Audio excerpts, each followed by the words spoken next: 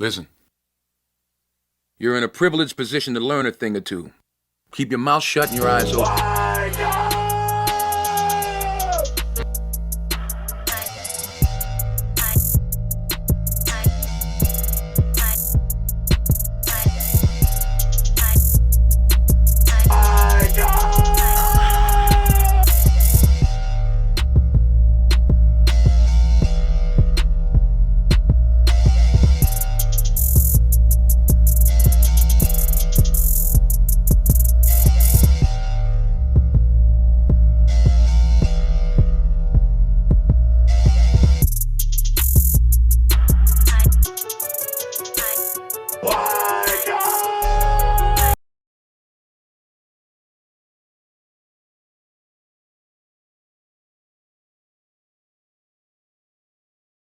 For over 300 years, blacks in America have been racially undermined by the government and barred from equal opportunity legally, politically, and economically.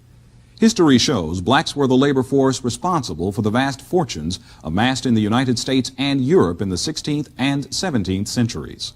However, blacks control only 2% of the wealth in the United States.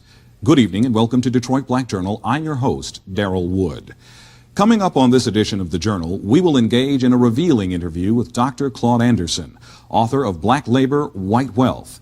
In part one of a two-part discussion, we will find out why American public policy, by design, has created a permanent black underclass. That's straight ahead on Detroit Black Journal.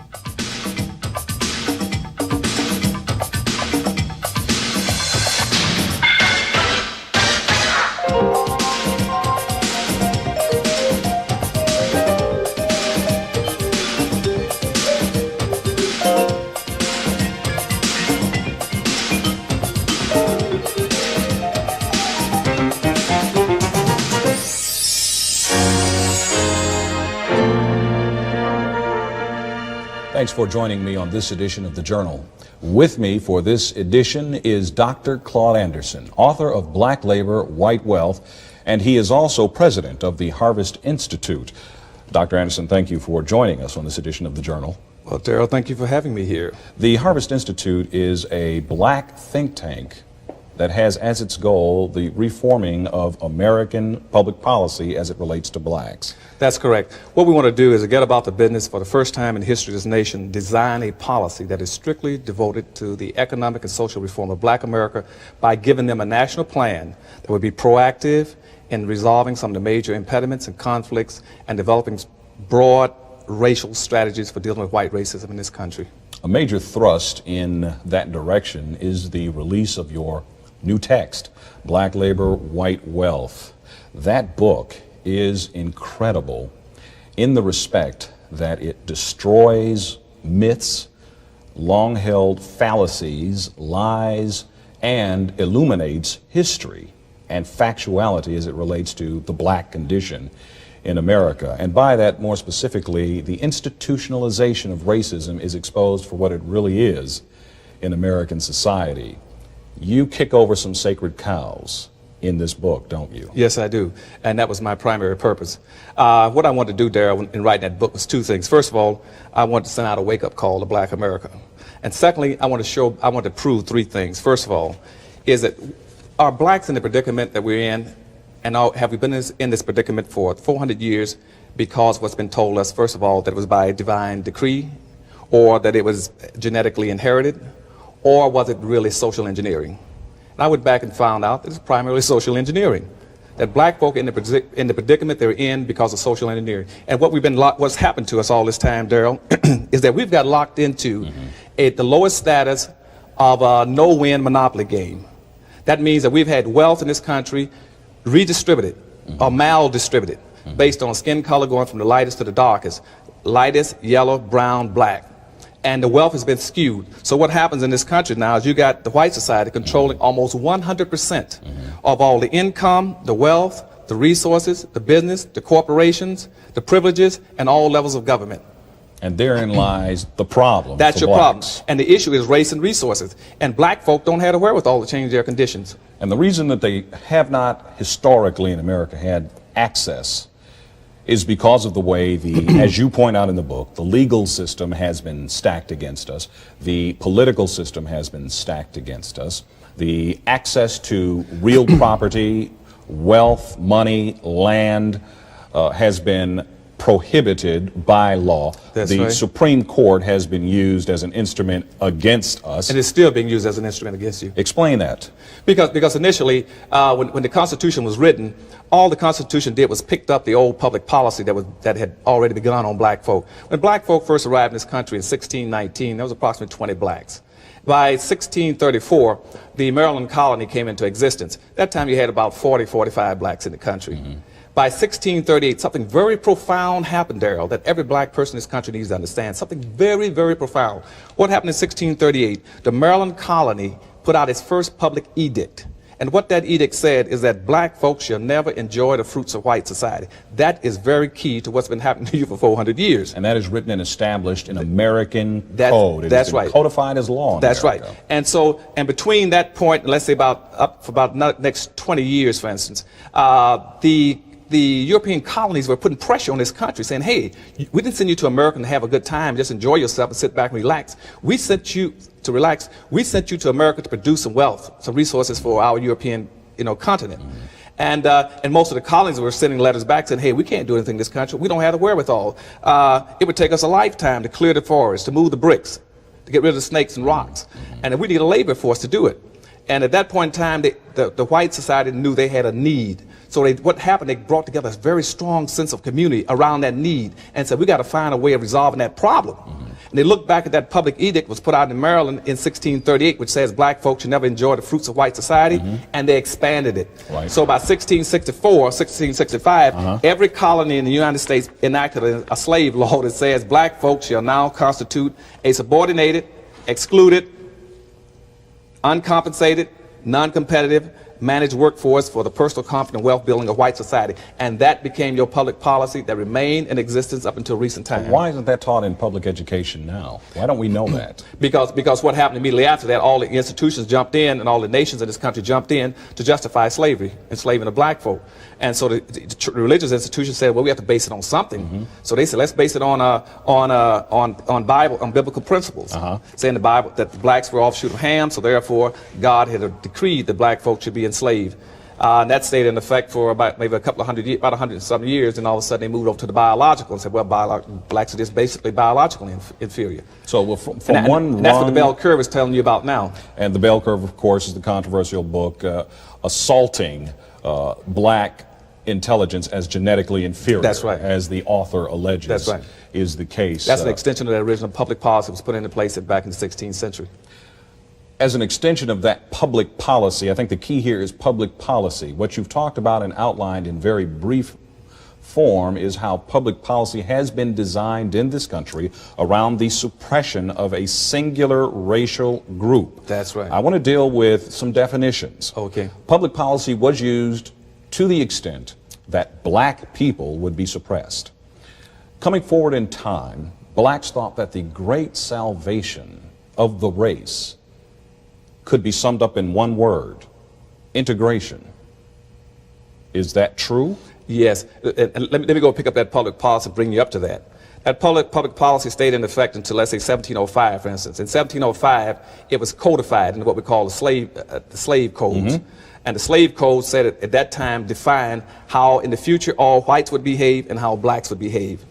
And that's why what they call the Southern ethics, where blacks could not challenge whites or raise his hand to defend himself against a white person. And in fact, white people were told that it was their duty, in fact, to suppress That's right. and severely That's right. handle blacks That's in order to enforce the status quo, or they themselves would be considered That's lawbreakers. Right. In other words, they violated the code, the white code. And see, in that time, what the code said is that every white must enforce this code. Every religious institution must subscribe to it. All levels of government must be responsible to it.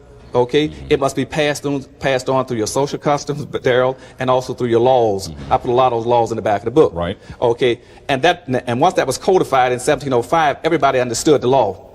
Then by 1710, for instance, Virginia then said now that we have a unified white community, they then broke up the black community by passing what they call meritorious manumission in 1710. And what that says now is to make sure that blacks never have a strong sense of community, a unified self, we will grant meritorious manumission. That's why all these southern states had meritorious manumission laws to any black who goes against his own people. Which in effect said that blacks could be freed. That's right. To enjoy rights and privileges in the society for becoming traitors to their own race. Right, as a free black. But it would never could be comparable to a white. Right. So when that law was passed, then we found that a black could be rewarded for squealing another black, what we call crabbing. And out of a possible 150 so-called insurrections or revolts, slave revolts, a black person squealed in every one of them.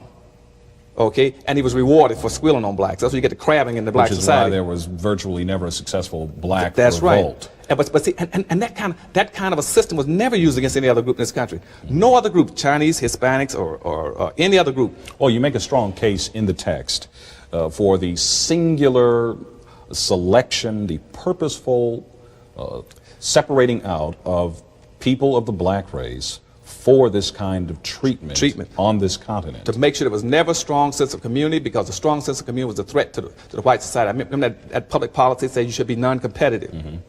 And as a matter of fact, the only monument right now in this country that I'm aware of that even recognized and honored a black for being that kind of a black is still in existence up in Harper's Ferry. You know where John Brown had his raid that night? Sure. If you ever go up there right outside the hotel, there's a big brown box there. And there's a big monument carving to the black slave who jumped off the porch the night John Brown's troops entered the town, and John Brown killed him. The town erected a monument to the Sambo, saying this is the kind of black we like.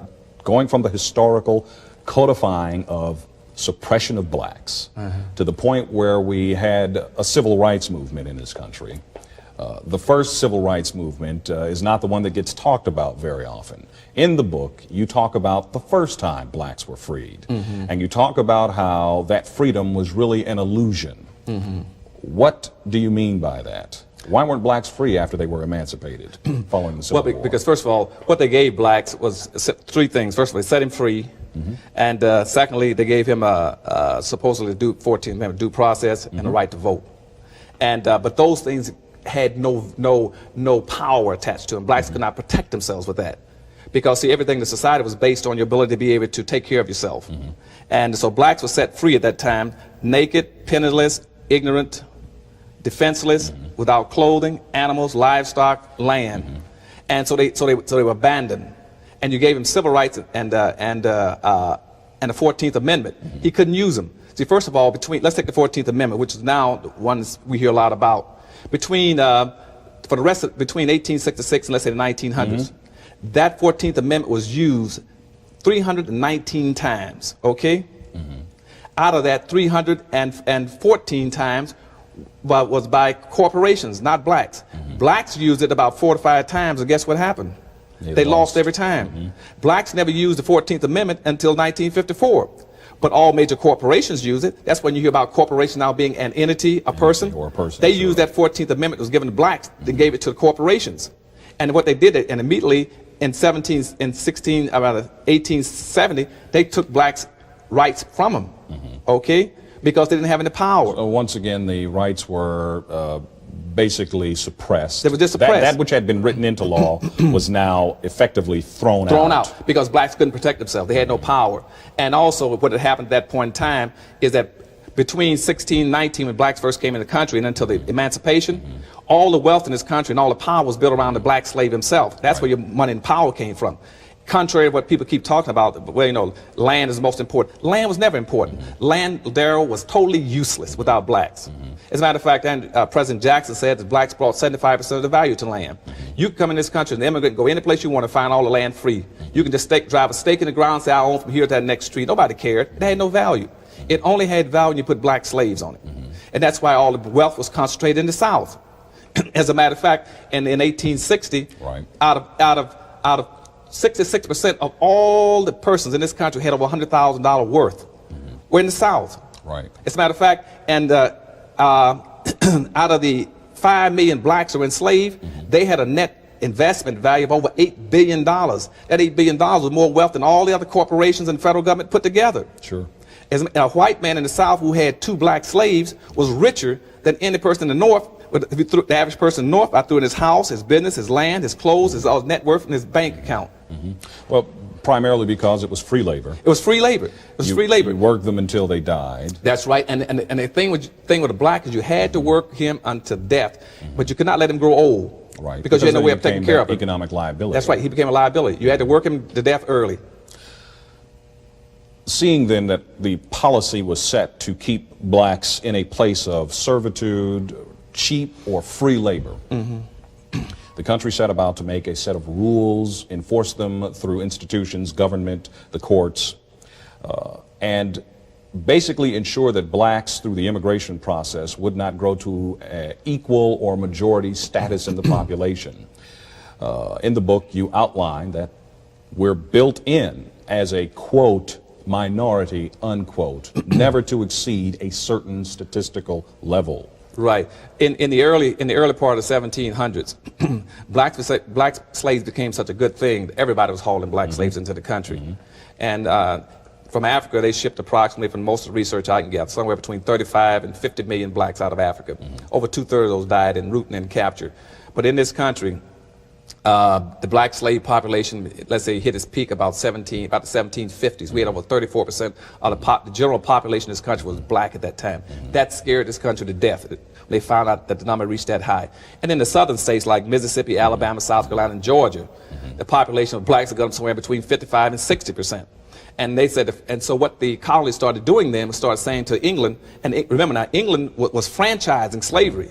They set up a franchising system for slavery. They were making all the money and the wealth. Most of the wealth of this country was going to England, because England passed laws saying this country could not produce anything except cash crops and send it to England. England would manufacture it, and send it back and sell it back to them. Right. And that's what the Revolutionary War was over. The Revolutionary War was over black people. The wealth that black people were producing in this country in cotton, textile, rice, indigo, tobacco, and molasses, syrup, sugar. That's what the fight was over.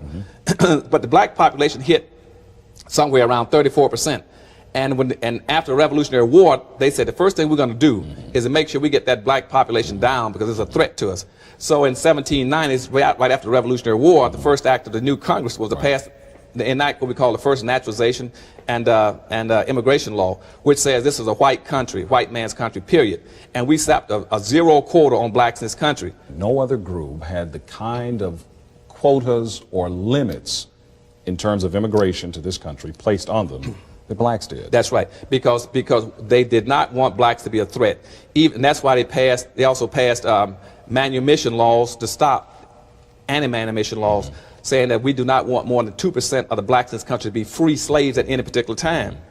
And that's why a lot of people could not free their slaves, because they were threatened by the free slaves. Because the worst thing in the white society's mind was an uncontrolled, unmanaged black person, because it violated the public policy on blacks.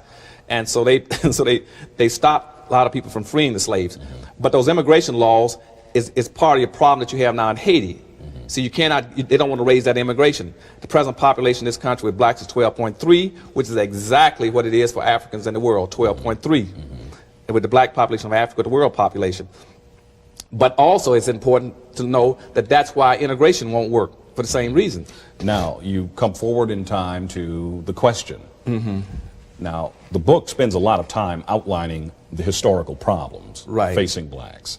It spends a lot of time talking about what's wrong for blacks in America, as well as what's wrong with blacks in America. Lest people think that this is strictly a history lesson, let me rush in to say that the book is filled with exposition on solution-oriented plans and strategies for turning this situation around. It doesn't necessarily call for violent overthrow of the government either. No, we won't do that. It is not, and let me ask you this question, it is not an assertion of socialistic or communistic principles, is it? No. See, the basis of the book is saying that black people's future is in their past. You have to understand it. And secondly, from my perspective, see, I've never had any inclinations towards socialism, nationalism, any other ism. My only ism is blackism in this perspective, that I want black folk I see myself as an empowerment pragmatist, saying how do we get from where we need to go as quickly as possible to save ourselves from becoming a permanent underclass in this country by the year 2013.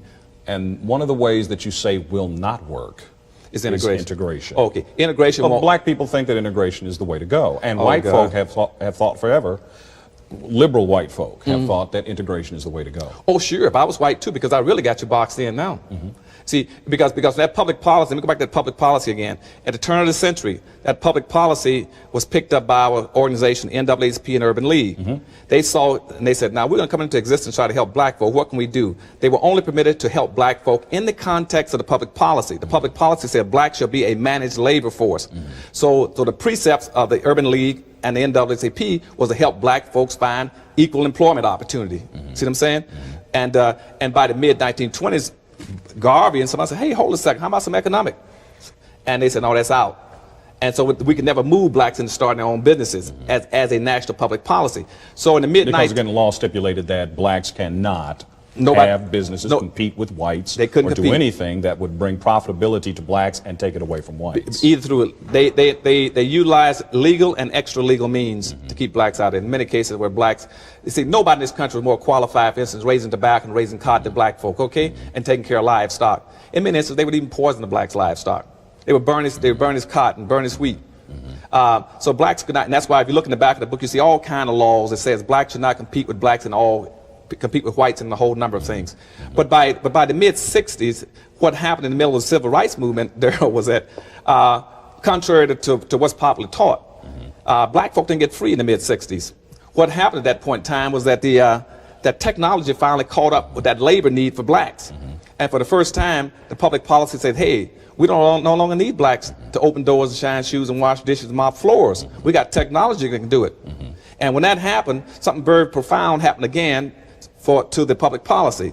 And what they had to do then was say, the white society said, aha, now we've got to change this public policy. So what they said is that now that we no longer need blacks, what we have to do is go into a new period called benign neglect, okay, or callous indifference, or out of sight, out of mind.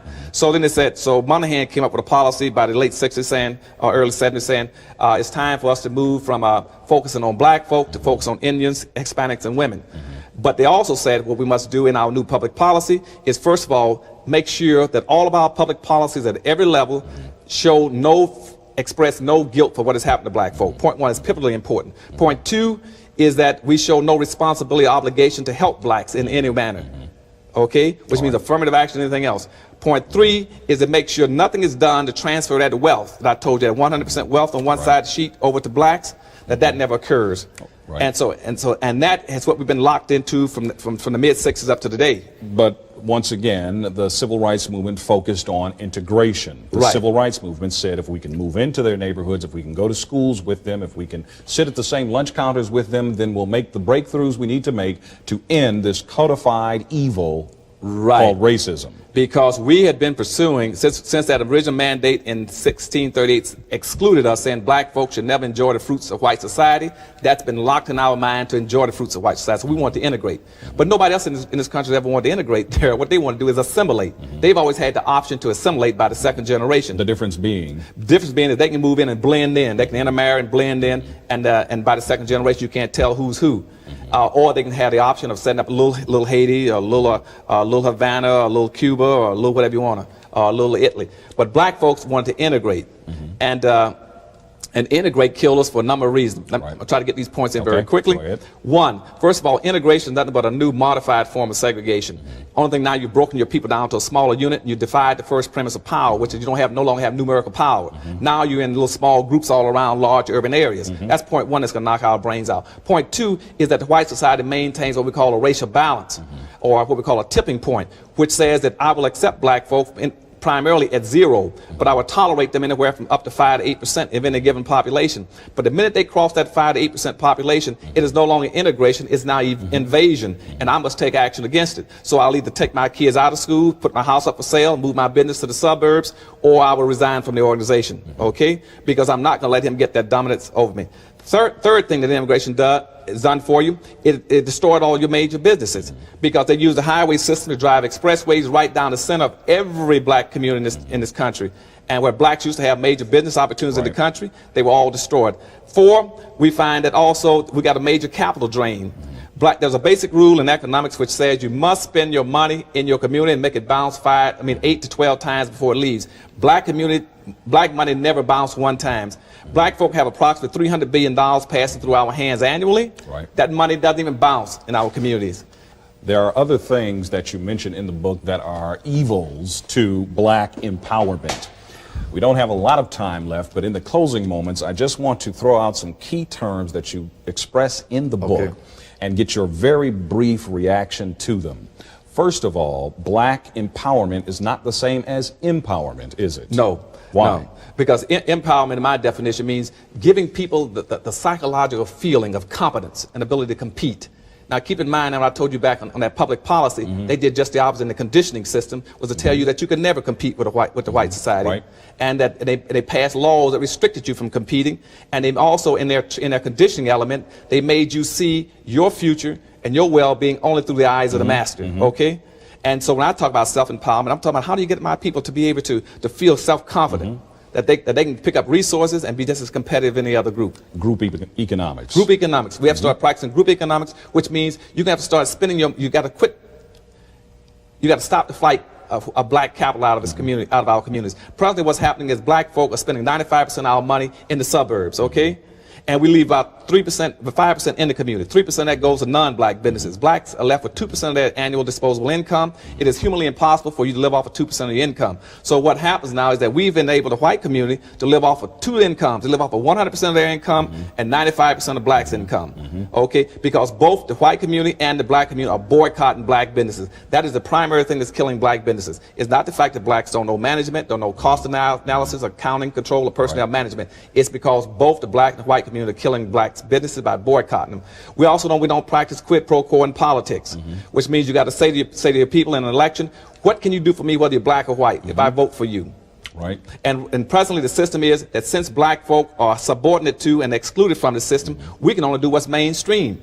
And if they do what's mainstream, nothing's going to happen for black folk.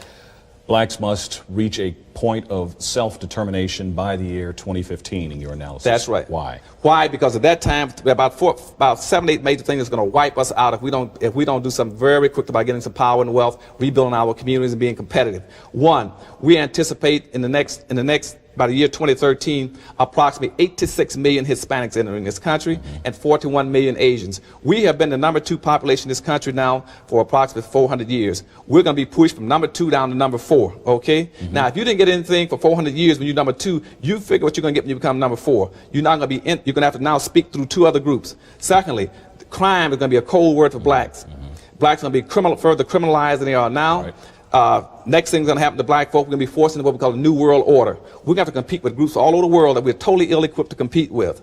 But let me get to one other point very quickly. Right. Let me skip off that a second. Very quickly. So, because one of the things I want blacks to also focus on is civil rights. You missed that question about civil rights. Right. We got to get away from civil rights because that's not the major issue. Civil rights won't give you any power. Neither will integration, because black folk have been so psychologically, so politically, and so economically damaged, Daryl, by 400 years of deprivation and exploitation, that civil rights and integration won't even reach us.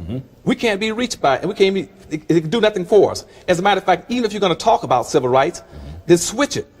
Right. Instead of talking about, look, gays talk about gay rights, handicaps, handicap rights, females, feminist rights, veterans, veteran rights. Right.